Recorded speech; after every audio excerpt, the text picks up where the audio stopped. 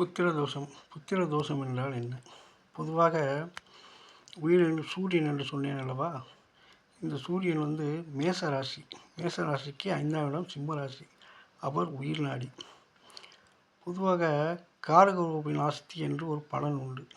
அதாவது மேசத்திற்கு 5ஆம் இடத்தில் சிம்மம் என்று சொன்னேன். அதில் சூரியன் இருக்கக்கூடாது. சரி, அதுக்கடுத்து சூரியனுக்கு 5ஆம் இடம் என்று வரும்போது வருஷகிரமாக எண்ணி தனுசு வருகிறது.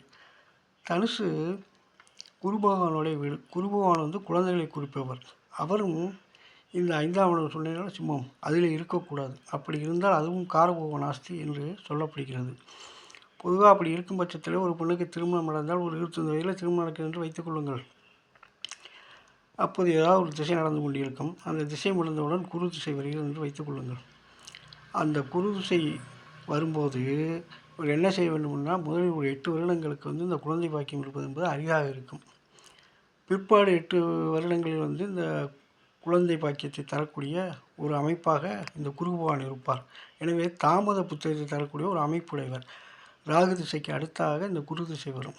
சரி, அப்போ சூரியன் இருந்தாலும் காரகோப நாஸ்தி தாமத புத்திரன், குரு பகவான் இருந்தாலும் தாமத புத்திரன், ரெண்டும் கொடுக்குமா?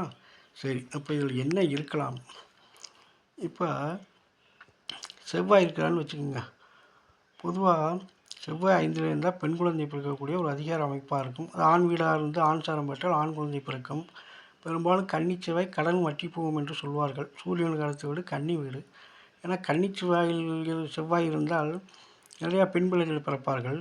அதுக்காக கடன் வைத்து விடுவார். ஏன்னால் அந்த பெண்களை கரையேற்ற வேண்டும் அல்லவா? கடன் வைத்து விடுவார். எனவே கன்னி செவ்வாய் இருந்தால் கடலும் வற்றிவிடும் என்று ஒரு உதாரணத்துக்கு சொல்வார்கள். சரி, போகட்டும்.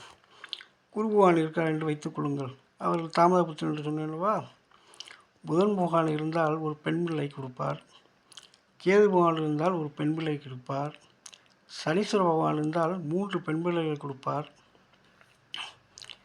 அப்போது சூரியன், செவ்வாய், குரு இவர்கள் மூவரும் இருந்தால் இது ஆண் ஆதிக்கமற்ற கிரகங்கள். ஆண் வீட்டிலே இருந்து ஆண் சாரம் பெற்று இல்லை ஆண் கிரகங்களை பார்த்தாலோ சுவர்களை பார்த்தாலோ ஆண் குழந்தைகள் இருக்கும். இந்த செவ்வாய் பெண் சாரத்தில் நின்று பெண் வீடாக இருக்கும் பட்சத்திலே பெண் குழந்தைகளுக்கு மிகுந்த யோகத்தை கொடுப்பார். பெண் பிள்ளைகளாக பிறக்கும், நல்ல சிறந்த பிள்ளைகளாக பிறக்கும். சனீஸ்வர பகவானுக்கு 3 பெண் குழந்தைகள் கொடுக்கும். கொஞ்சம் மாநிலமாக இருப்பார். இதிலே இந்த புத்திர தோஷம் என்று சொன்னீங்களவா, இது எப்படி வரும் என்றால் ராகு கேதுவினால் வரும். கேது பகவான் ஒரு பெண் பிள்ளை கண்டிப்பாக கொடுத்து விடுவார். ஆண் பிள்ளை வாரிசுகள் இருப்பதற்கு அரிதாகவே இருக்கும். அது ரொம்ப சிரமம். சரி, இந்த ராகு பகவான் 5ல் இருந்தால் கண்டிப்பாக புத்திர பாக்கியம் இருக்காது. அது 6 குடையன் 8 குடையன் சாரம்லாம் சேர்ந்தால் பெண் புத்திரர்கள் தங்காது. சிலருக்கு அறுவை சிகிச்சை செய்யக்கூடிய ஒரு அமைப்பெல்லாம் இந்த செவ்வாய் சனி இதெல்லாம் இருக்கும் என்று சொன்னேன் அல்லவா? அப்படி செவ்வாய் சனி இவர்கள் இந்த கிரகங்கள்லாம் இருக்கும் பட்சத்திலே 5லே அவருக்கு 6 குடையன் 8 குடையன் சாரம் இருந்தால் அவர்கள் இந்த அறுவை சிகிச்சை செய்து குழந்தை பெற்றுக்கொள்ளக்கூடிய ஒரு அமைப்பாகும்.